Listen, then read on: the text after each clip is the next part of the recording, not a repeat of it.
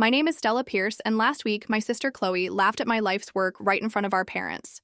Again. We were at my parents' house for their weekly Sunday dinner, a ritual of roasted chicken and polite conversation.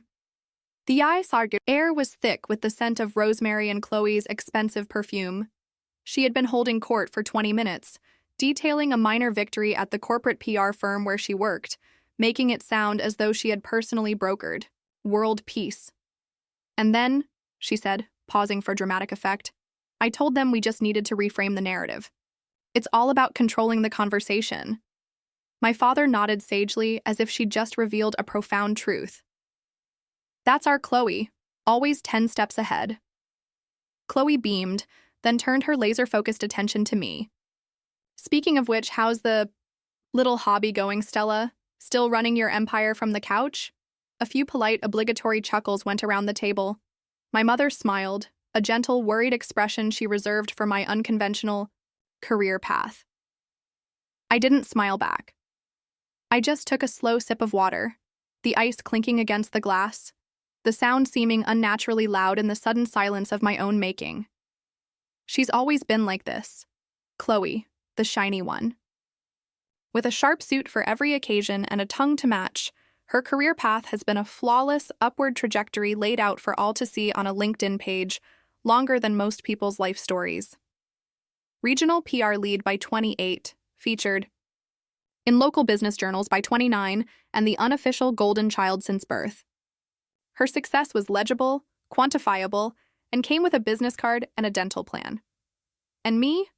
I'm the sister who didn't make it, the one who burned out, walked away from a perfectly good agency job, and now plays around online.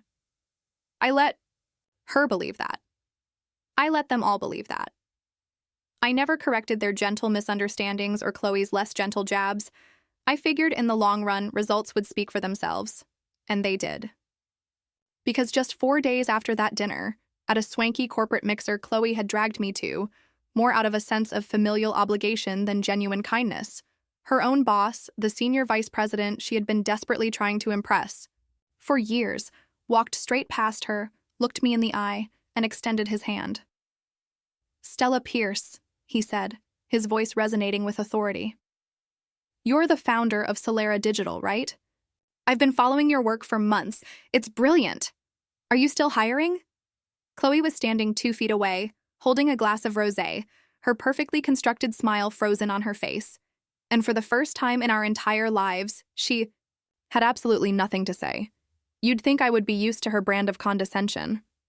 To Chloe, the world is a simple hierarchy. You either climb the ladder or you're standing on the ground, getting in the way of those who are. I hadn't crashed out of the corporate world. I had simply stopped playing the game. I remember the exact moment the spell broke. I was staring at the same campaign pitch for the 14th day in a row, trying to find a new way to sell a sugary soda brand that didn't even seem to believe in its own tagline. I had a gnawing, hollow feeling in my gut, a voice whispering, "Is this it? Is this the great cause you're giving your one life to? Convincing teenagers to drink flavored corn syrup?" So I quit. There was no dramatic fanfare, no tearful exit interview, no scandal.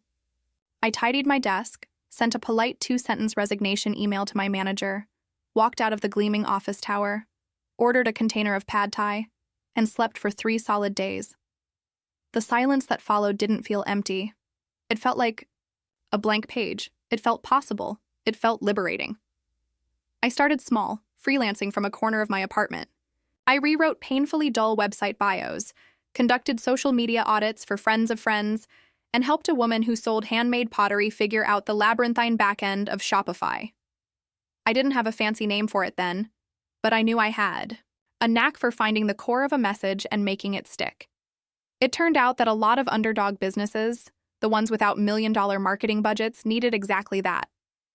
Not flashy ads or celebrity endorsements, just real human clarity. I worked long, grueling hours in my sweatpants, fueled by too many peanut butter sandwiches and an unshakable belief that I was finally doing something that mattered. Every time I helped a client, it felt like a breath of fresh oxygen. These were real people with real problems, not disembodied brand boards and corporate posturing. I was falling back in love with the work itself, not the titles, the prestige, or the promise of a corner office. 2 years later, I wasn't just freelancing anymore. I was running something. Solara Digital wasn't a massive corporation, but it was mine, and it was stable. We were a tight, nimble network of remote creatives, writers, designers, strategists, serving a curated list of underrepresented entrepreneurs and mission-driven brands. I was immensely proud of it. It paid my mortgage. More importantly, it paid 3 other people's mortgages. It gave me my time back, and it gave others a chance to build something of their own. But to Chloe, it was still just my little side hustle. She never asked what I actually did. She never asked how many clients I had, what our revenue looked like, or what our growth projections were. In her carefully ordered world, if it didn't come with a cubicle, a direct deposit payroll, and a CEO with a corner office, it wasn't a real job. It wasn't respectable. At that last family dinner, she'd even told the waiter I worked from my couch selling positivity online. I just smiled, tipped well, and changed the subject. I didn't flinch. I didn't explain. She wasn't worth the energy. Here's the truth. I used to desperately want her to take me seriously. I don't anymore. I just want her to stop speaking about my life as if she has any clue who I am.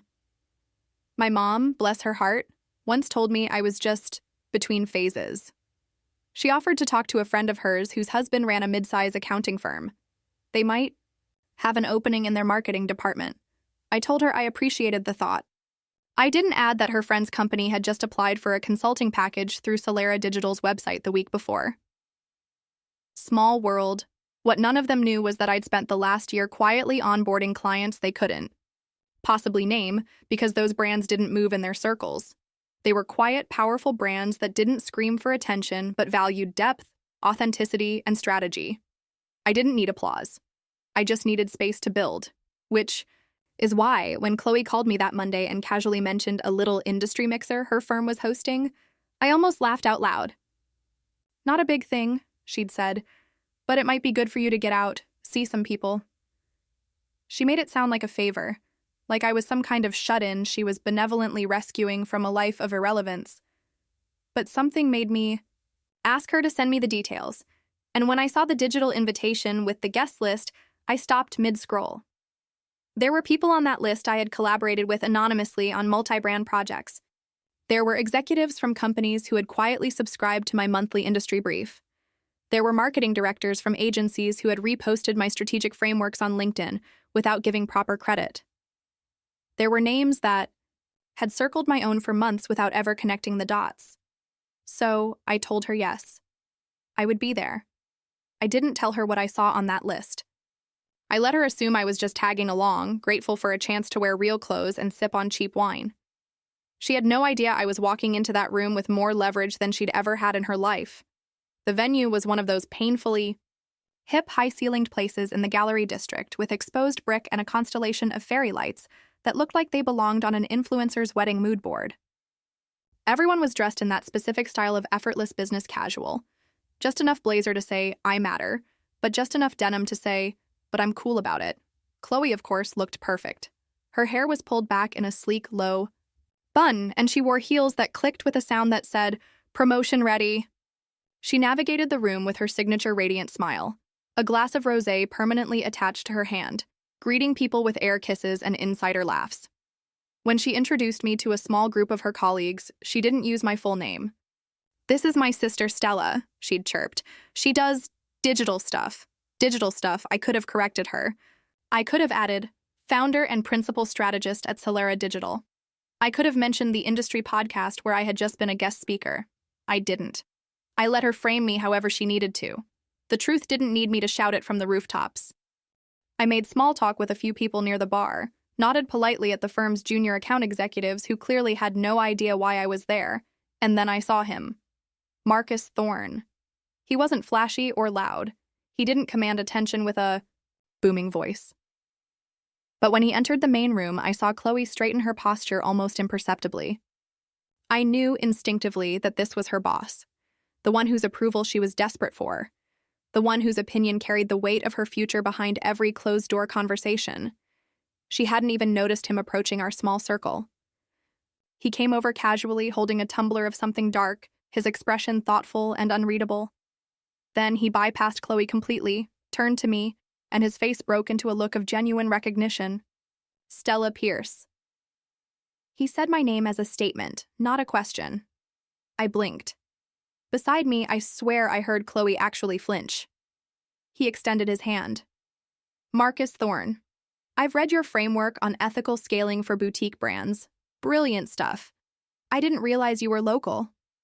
Chloe's eyes bounced between us, her mouth slightly parted, but no sound came out. The gears in her head were visibly grinding to a halt. I am, I said, shaking his firm, warm hand. Though my team's fully remote, mostly West Coast-based. Are you still expanding? He asked, leaning in slightly, his interest clearly piqued. We've been trying to implement something similar in-house, but your client success structure. Frankly, it's more efficient and human-centered than anything our consultants have tested. I smiled, a real calm smile. We are, quietly. It wasn't until much later, after Marcus had moved on to speak to someone else, that Chloe finally found her voice.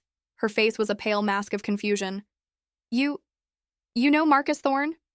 No, I said, taking a sip of my sparkling water. He knows me. She stared at me as if I'd just sprouted a second head. There was a long, charged pause. She finally managed a short, defensive laugh. Why didn't you ever tell me you were doing all that? I shrugged, turning to watch the crowd.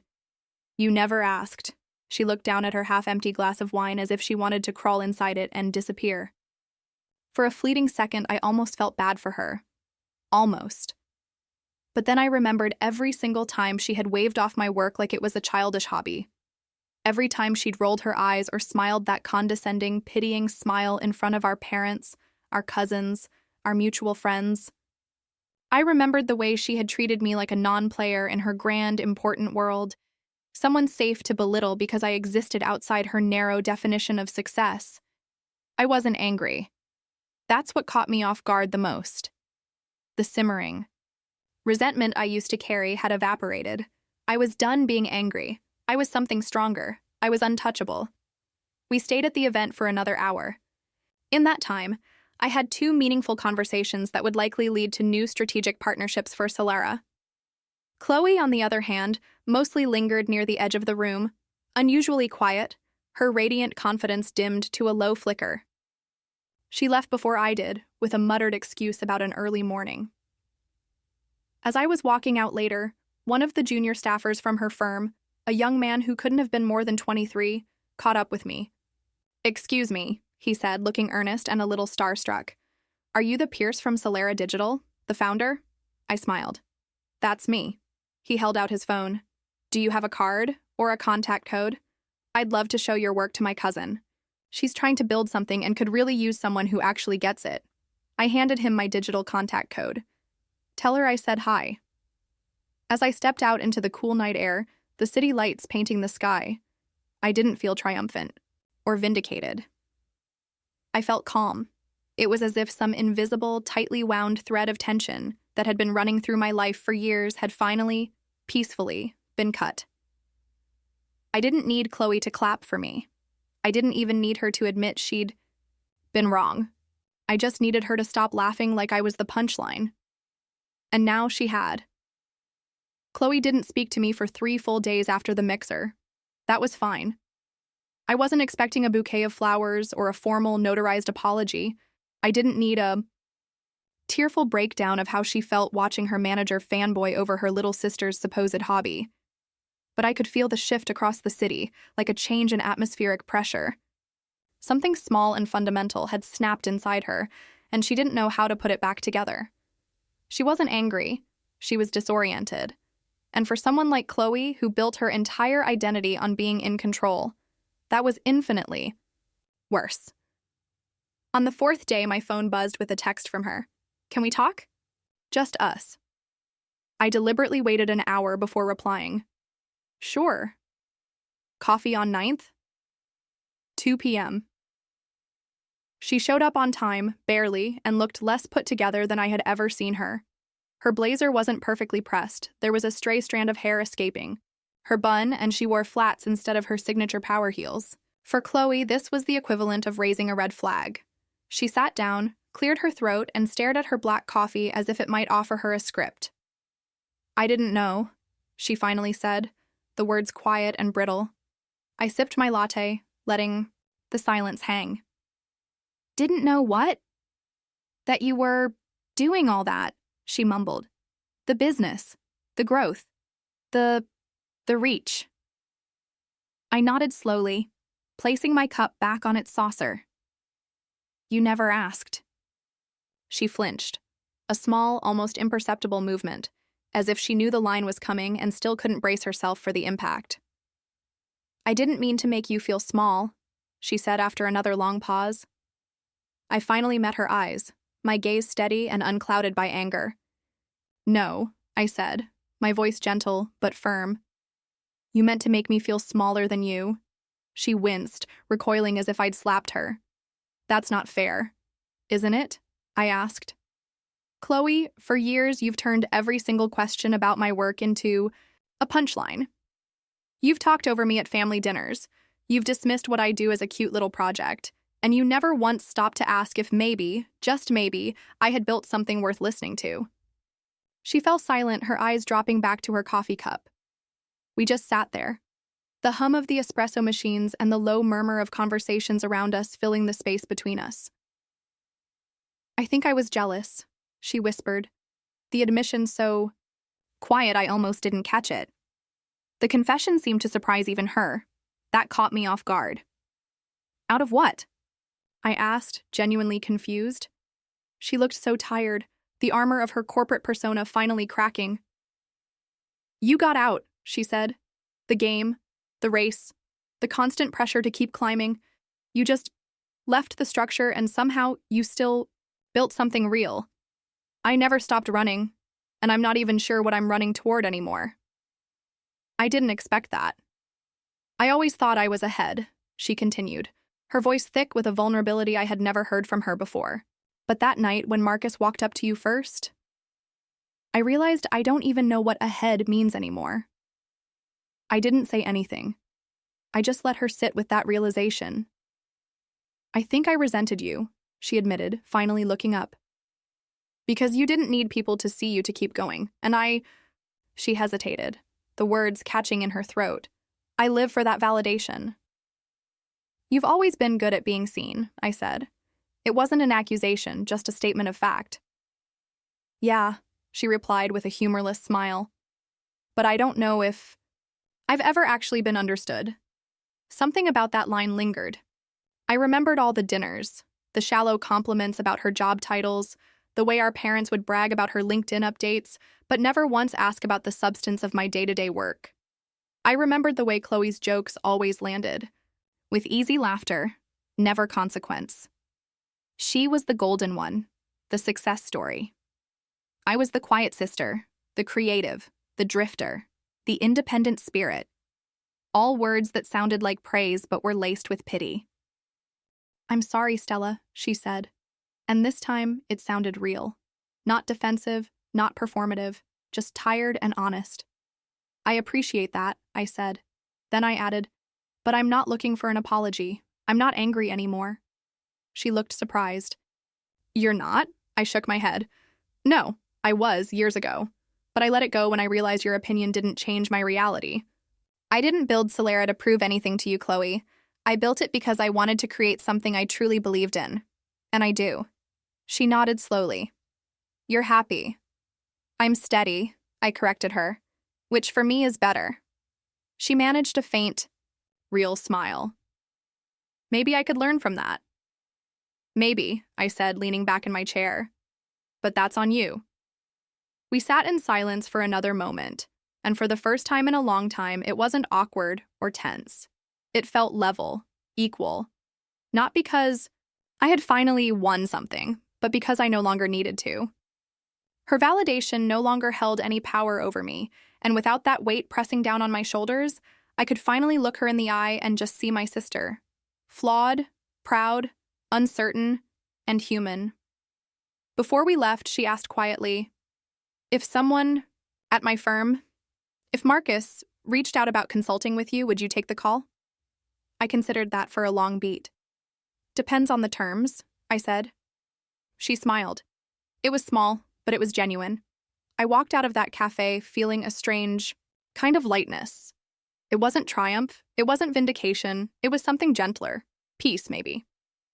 Not because Chloe had changed, or because she'd finally recognized my worth, but because I no longer needed her to. A week after our coffee, I received an email from Marcus Thorne. The subject line was direct. Let's talk potential collaboration. Was polite, professional, and unmistakably genuine. He outlined a few specific challenges their internal communications team had been struggling with, and asked if I'd be open to a formal consultation call. We've been revisiting the Solera model you've built, he wrote, and I think there's a significant opportunity here for both sides. I sat with the email for a few hours, not because I was unsure about the work. I knew I could help them, but because I needed to be absolutely clear with myself about why I would say yes. I wasn't doing this to prove a point to Chloe or to capitalize on an awkward family dynamic. That wasn't how I operated. So, I wrote back with measured curiosity, and we scheduled a discovery call for the following Tuesday. The call went better than I could have hoped. Marcus came prepared. His questions were sharp, his tone was deeply respectful, and he didn't make any assumptions. After 40 minutes of detailed discussion, he said, "Frankly, Stella, I think your company is doing what we've been trying to achieve for a year, and you're doing it with a fraction of our overhead. I'm impressed." "We try to keep things human," I replied. He nodded, a smile in his voice. "We could use more of that." We discussed the scope of the project, then the budget. I named my price, a number I would have hesitated to even think 5 years ago. He didn't blink. By the end of the week, we had a signed 6-month consulting contract. I didn't tell Chloe right away. Not because I wanted to hide it, but because for the first time, it wasn't about her. It wasn't about what she'd think or say or feel. This wasn't a statement in our ongoing sibling drama. It was just work. Good work. Earned work. When she eventually found out through the internal company grapevine, I could tell from her text message that she didn't know how to respond. So, I saw the email chain. "You're officially consulting for us?" I replied simply. "Yes, starting next quarter." Marcus and I had a great conversation. There was a long pause before she wrote back. "Proud of you. Really." It was the first time she had ever said anything like that without a hint of sarcasm or pity. I read the message twice, locked my phone, and let it sit there. A year ago, that text would have meant the world to me. Now it was nice, but it wasn't necessary. I no longer needed her to rewrite our past. I had already written my own future, entirely without her permission. That weekend, I took my team out for dinner. There were only 6 of us, but we filled the corner booth of a noisy Italian restaurant with stories and laughter and that rare, infectious energy that only happens when people genuinely love what they're building together. We weren't a Fortune 500 company, but we were stable, sustainable, and undeniably real. After the bill was paid, one of my lead designers, Nora, raised her glass. "To Stella," she said, her eyes bright, "for building the kind of company we actually want to show up for." Everyone clinked glasses. I didn't make a big speech. I just smiled and thanked them, because I knew what we had built, and I knew who I was within it. There was no more shrinking, no more needing to be understood to feel valid. I had stopped asking for permission the day I walked out of that agency job years ago, and now I was living the answer. People often assume success has to be loud. They think it needs a stage, a spotlight, a mic drop moment big enough to silence the doubters. But I've learned something different. Real success, the kind that lasts, is quiet. It walks into a room without needing to announce itself. It doesn't beg to be seen. It simply exists, grounded and whole. Let them laugh in the beginning. Let them question you when your path looks unfamiliar. Eventually, they'll stop underestimating you, and by the time they do, you'll already be too far ahead to care.